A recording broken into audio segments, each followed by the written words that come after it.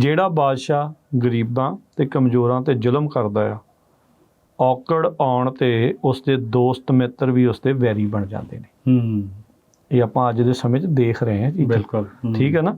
ਸੋ ਕਹਿੰਦੇ ਵੀ ਸੋ ਪ੍ਰਜਾ ਨੂੰ ਸਦਾ ਸ਼ਾਂਤ ਰੱਖ ਕੇ ਜੰਗ ਵੱਲ ਟਿਕ ਕੇ ਬੈਠ, ਕਿਉਂਕਿ ਨਿਆਂਪਾਲਕ ਰਾਜੇ ਦੀ ਪ੍ਰਜਾ ਹੀ ਉਸ ਦੀ ਫੌਜ ਹੁੰਦੀ ਹੈ। ਸੋ ਗਰੀਬਾਂ ਦਾ ਖਿਆਲ ਰੱਖ ਤੇ ਸਮੇਂ ਦੀ ਧੱਕੇਸ਼ਾਹੀ ਤੋਂ ਡਰ। ਸੋ ਕਹਿੰਦੇ ਵੀ ਇੱਕ ਬਾਦਸ਼ਾਹ ਇੱਕ ਪੱਕੇ ਸੇਵਕ ਨਾਲ ਕਿਸ਼ਤੀ ਵਿੱਚ ਬੈਠਾ ਸੀ। ਸੇਵਕ ਨੇ ਪਹਿਲਾਂ ਕਦੇ ਦਰਿਆ ਨਹੀਂ ਸੀ ਦੇਖਿਆ ਤੇ ਨਾ ਹੀ ਉਸਨੂੰ ਕਿਸ਼ਤੀ ਦੀਆਂ ਔਕੜਾਂ ਦਾ ਪਤਾ ਸੀ। ਉਹਨੇ ਰੋਣਾ ਪਿੱਟਣਾ ਕੰਬਣਾ ਸ਼ੁਰੂ ਕਰ ਦਿੱਤਾ।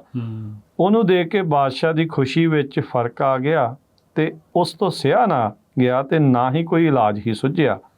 ਨਾਲ ਹੀ ਕਿਸ਼ਤੀ ਵਿੱਚ ਬੈਠੇ ਇੱਕ ਸਿਆਣੇ ਨੇ ਬੇਨਤੀ ਕੀਤੀ, ਜੇ ਹੁਕਮ ਹੋਵੇ ਮੈਂ ਇਸ ਨੂੰ ਚੁੱਪ ਕਰਾ ਦੇਵਾਂ। ਬਾਦਸ਼ਾਹ ਨੇ ਪ੍ਰਵਾਨ ਕਰਦਿਆਂ ਕਿਹਾ, ਤੇਰੀ ਬੜੀ ਮਿਹਰਬਾਨੀ ਹੋਵੇਗੀ। ਸਿਆਣੇ ਨੇ ਉਸਨੂੰ ਦਰਿਆ ਵਿੱਚ ਲਟਕਾ ਕੇ ਕਈ ਗੋਤੇ ਦਿੱਤੇ ਤੇ ਫਿਰ ਪਤਵਾਰ ਨਾਲ ਬੰਨ੍ਹ ਦਿੱਤਾ। ਪਾਣੀ ਵਿੱਚ ਕਾਫੀ ਚਿਰ ਖੱਜਲ ਹੋਣ ਉਪਰੰਤ ਜਦੋਂ ਬਾਹਰ ਨਿਕਲਿਆ ਤਾਂ ਚੁੱਪ ਕਰਕੇ ਕਿਸ਼ਤੀ ਦੀ ਇੱਕ ਨੁੱਕਰ ਵਿੱਚ ਬੈਠ ਗਿਆ। ਬਾਦਸ਼ਾਹ ਨੇ ਹੈਰਾਨ ਹੋ ਕੇ ਉਸ ਨੂੰ ਚੁੱਪ ਹੋਣ ਦਾ ਕਾਰਨ ਪੁੱਛਿਆ। ਸਿਆਣੇ ਨੇ ਆਖਿਆ ਕਿ ਪਹਿਲਾਂ ਉਸਨੇ ਡੁੱਬਣ ਦੀ ਤਕਲੀਫ ਨਹੀਂ ਸੀ ਦੇਖੀ, ਕਿਸ਼ਤੀ ਵਿੱਚ ਬੈਠਣ ਦੇ ਢੰਗ ਨੂੰ ਨਹੀਂ ਸੀ ਜਾਣਦਾ। ਆਰਾਮ ਦੀ ਕਦਰ ਉਹ ਜਾਣਦਾ ਹੈ ਜਿਸ ਨੇ ਦੁੱਖ ਨੂੰ ਹੰਢਾਇਆ ਹੋਵੇ।